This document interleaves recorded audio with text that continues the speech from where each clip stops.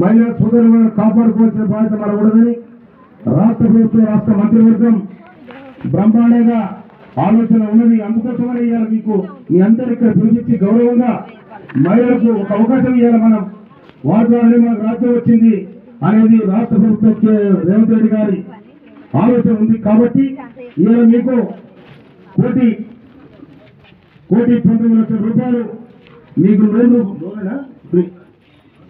వదిలేదు ఏది ఒక నిమిషం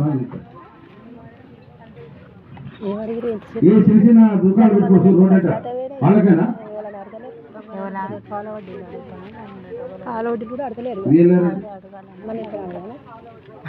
ఇప్పుడు ఈ 1,19 లక్షలు వదిలి కట్టాలా?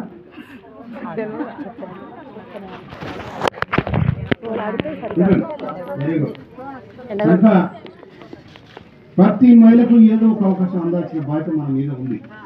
మున్సిపల్ కూడా మీ పరిధిలో ఉన్న కాడికి మీరు మహిళ కాపాడాల్సిన బాధ్యత కూడా మీ మీద ఉందని చెప్పి నేను మున్సిపల్ చైర్మన్ గారు చెప్తాను, కౌన్సిలర్ గారు చెప్తా ఉన్నాను.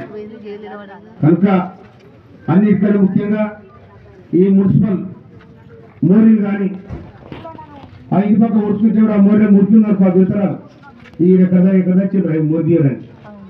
అందుకోసమనే ఆ మున్సిపల్ వర్కర్స్ కూడా నేను ధన్యవాదాలు తెలియజేస్తా ఉన్నా.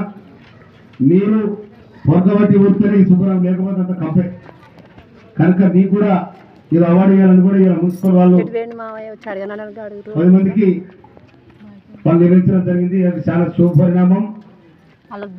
తప్పకుండా ఇలా ఆరోగ్యవంతమైన రాష్ట్రాన్ని చేయాలని చెప్పి గౌరవనీయులు రేవంత్ రెడ్డి గారు,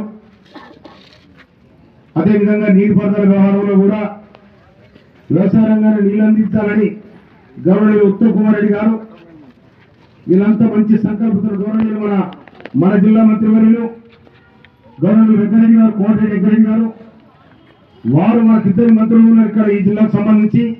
ఉత్తమ్ కుమార్ రెడ్డి గారు, వెంకరెడ్డి గారు, వారు కూడా ముఖ్యమంత్రితో చాలా సన్నిహితంగా ఉండి ఈ జిల్లాను ఉమ్మడి జిల్లాను బాగు చేయాలని ముందు నిలబెట్టాలని కూడా ఉన్నది. అన్నిటికన్నా ముఖ్యంగా ఈ తుంగతుర్తి